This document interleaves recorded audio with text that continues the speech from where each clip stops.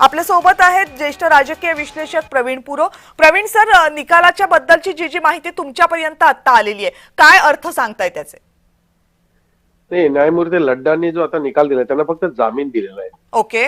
म्हणजे वरिष्ठ न्यायालयाने म्हणजे सत्र न्यायालयाने त्याने वॉरंट जारी जे केलं होतं त्याच्यामुळे कुठल्याही परिस्थितीमध्ये कोकाटेंना अटक होणं हे स्वाभाविक होतं. ओके.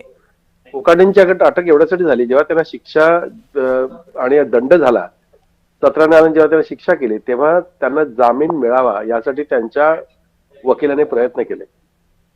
पण तो प्रयत्न करत असताना त्यांनी हे सांगितलं की कोकाटे हे रुग्णालयात आहेत. पण सरकारी वकिलांनी हे दाखवून दिलं की ते रुग्णालयात नाही आहेत, ते मंत्रालयात कॅबिनेटमध्ये आहेत. दुसऱ्या ठिकाणी वकिलांनी हेही सांगितलं की नाशिकच्या नगर परिषद निवडणुकांमध्ये ते व्यस्त आहेत. याचा अर्थ सत्र न्यायालयापुढे जी वकिलांनी दिलेली माहिती पूर्णपणे चुकीची होती. यामुळे न्यायालयामध्ये प्रचंड भडकाभडकी झाली आणि त्यानंतर त्यांचं वॉरंट जे आहे ते वॉरंट बजावून त्यांना अटकेचे आदेश काढण्यात आले. यामुळे कोकाटे आणि एकूण सरकार पुढे प्रचंड अडचणी आल्या आणि कोकाटेंवर सरकारवर टीका झाली आणि अखेर त्यांना राजीनामा देण्याशिवाय कुठलाही पर्याय राहिला नाही. आता ही अटक टाळण्यासाठी त्यांनी स्वतःला लिलावतीमध्ये दाखल करून घेतलं आणि त्या संदर्भातले काही डॉक्युमेंट्स जे आहेत, कागदपत्र आणि वैद्यकीय जे काही प्रमाणपत्र जे आहेत ते सादर केल्यानंतर आज न्यायमूर्ती लड्डांनी त्यांना जामीन जरूर मंजूर केलाय. पण ते अटकेपुरते, त्यांची शिक्षा काही थांबलेली नाहीये. त्यांना 2 वर्षाची शिक्षा आणि दंडाची शिक्षा जी आहे ती कायम अजून तशी ठेवलेली आहे. तेव्हा त्यांच्या आमदारकीचा प्रश्न जो आहे तो अजूनही तसाच आहे. जर विधानसभा अध्यक्षांनी या संदर्भात निर्णय घ्यायचा आहे असं जरी सांगितलं असलं तरी यापूर्वीच्या काही घटना आपण जर लक्षात घेतल्या तर कोकाटेंची आमदारकी राहील असं सांगता येत नाही.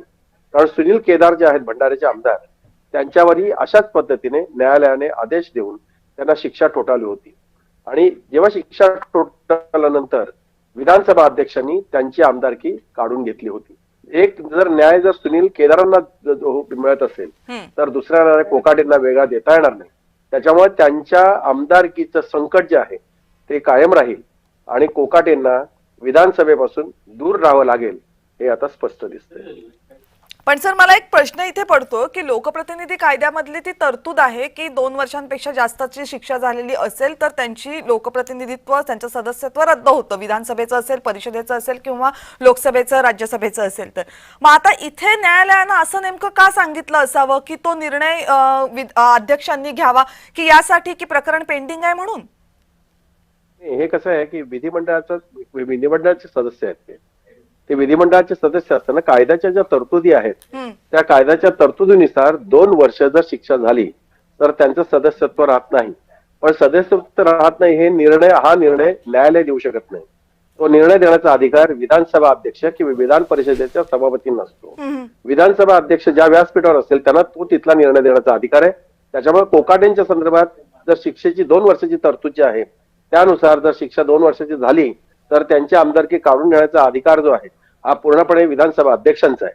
आणि म्हणूनच मी मग सांगितल्याप्रमाणे सुनील केदारांना एक न्याय आणि कोकाटेंना दुसरा न्याय हा विधानसभा अध्यक्षांना देता येणार नाही.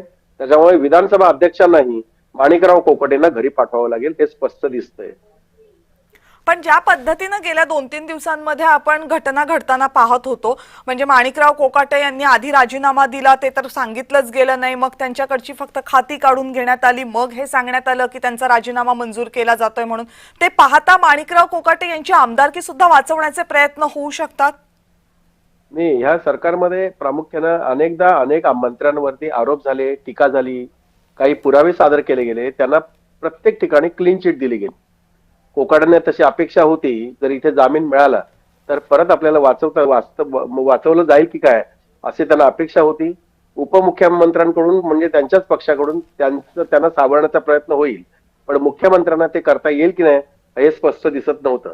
कारण मुख्यमंत्र्यांनी जर त्यांना वाचवण्याचा प्रयत्न जर केला तर सरकारची छवी बिघडेल हे त्यांना आता स्पष्ट दिसून चुकल्यामुळेच त्यांचा राजीनामा उपमुख्यमंत्र्यांच्या थ्रू त्यांनी घेतलेला आहे. आणि याही परिस्थितीमध्ये त्यांना आमदारकी वाचवण्याचा जर प्रश्न निर्माण झाला तर सुनील केदारांचा न्याय हा जर माणिकराव कोकाटेंनी दिला नाही तर सरकारची आणि विधानसभा अध्यक्षांची नाचक्की होईल हे स्पष्ट दिसतं. त्याच्यामुळेच माणिकराव कोकाटेंना वाचवणं सरकारला या घडीला अशक्य आहे.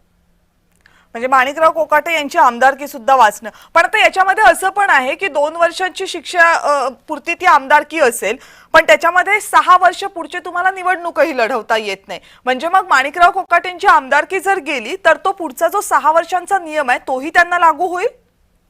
हो, जो लागू सुनील केदारना झालाय तोच माणिकराव कोकाटेंना याच्या पुढच्या 6 वर्षापर्यंत त्यांना निवडणुका लढवता येणार नाही. म्हणजे जवळपास 2033 पर्यंत माणिकराव कोकाटे यांना राजकीय जीवनापासून म्हणजे ऍक्टिव्ह राजकीय घडामोडींपासून निवडणूक लढवण्यापासून दूर राहावं लागेल. दूर राहावं लागेल. सर, खूप खूप धन्यवाद या सगळ्या माहितीबद्दल, कारण ह्याच्यामुळे हे सगळं सोपं करून समजायला मदत झाली नेमकं काय सुरू आहे ते. तर माणिकराव कोकाटे यांच्या बाबतीत जो निर्णय आता न्यायालयानं दिलेला आहे त्यामध्ये माणिकराव कोकाटे